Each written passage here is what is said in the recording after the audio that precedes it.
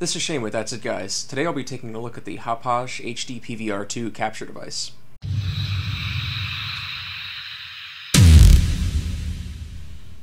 The Hauppauge HD PVR 2 is the 1080p successor to the HD PVR, which has been a very successful capture device for gamers and broadcasters. There are currently 3 PVR 2 models, so to avoid confusion I'll briefly go over all the different models and variations, and I'll have them all linked below so you can get the model that suits your needs best. All PVR 2s have HDMI in and out and include the power adapter, a 9-foot USB-C cable, and a component video input dongle. The Gaming Edition, model 1480, is the original model released back in 2012, and this includes 2 HDMI cables as well as a PlayStation component video input cable. The Gaming Edition Plus, model 1504, includes the same cables as the regular Gaming Edition, but adds an optical input for recording 5.1 surround sound. The PVR 2 model 1512 is catered to work as a DVR and includes 1 HDMI cable, a component video cable, and an infrared blaster for controlling a set-top box. Like the Gaming Edition Plus, they have included an optical input for recording 5.1 audio. I purchased my PVR 2 back in 2012 when there was only the one model, the Gaming Edition number 1480. So this is the model I'll be reviewing today.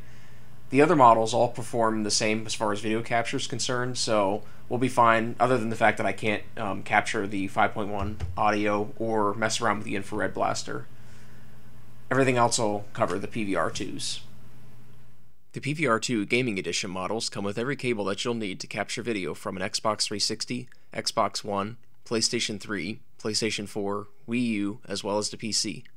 The PVR 2 records video in 1080p at up to 30 frames per second from both HDMI and component video, and will actually pass the untouched signal from either source through the HDMI out port on the back. All PVR 2 models feature a button to start and stop video recording. This makes recording gameplay more convenient, especially for longer gaming sessions. And like the original HD PVR, the PVR 2 has an onboard encoding chip, which means that all the compression will be handled by the device itself, so it won't be so resource intensive on your PC. And operating the PVR 2 is very straightforward as well. After connecting all the cables to your console of choice, just plug the power adapter into the unit, then plug the USB-C cable into your Windows or Mac machine, and then I'd recommend skipping the software disk that's included, as it will undoubtedly be outdated. I've included a link to Hauppauge's website, as you can get the latest version from there. I wanted to cover a couple of issues with the PVR 2. One issue deals with the software supplied by Hauppauge. Now, I've run into minor issues with their program on different versions, but most of these have been corrected through software updates.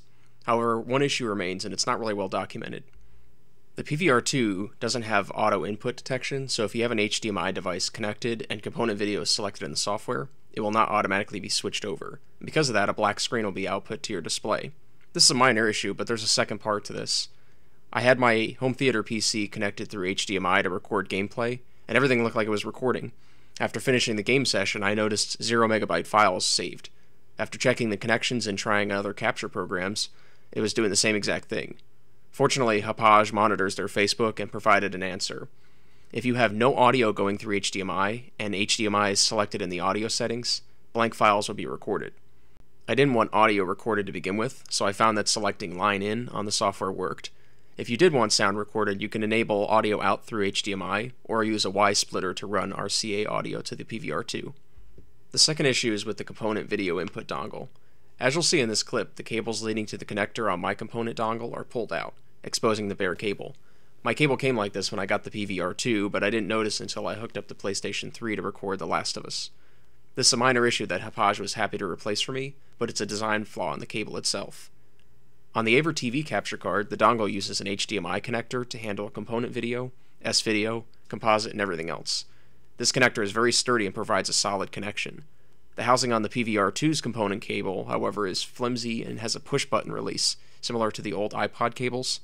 Disconnecting the cable from the PVR 2 requires a lot of pressure and some rocking, which will likely lead to the connector wearing out over time.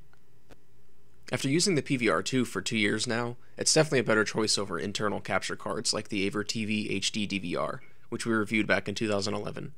The quality is about the same for 720p content, but for 1080p content, which is becoming a lot more prevalent, the device really shines. I like having the ability to plug this into any machine, load up the software, and be able to capture or stream gameplay with the push of a button. The software is intuitive and is frequently updated to provide new features.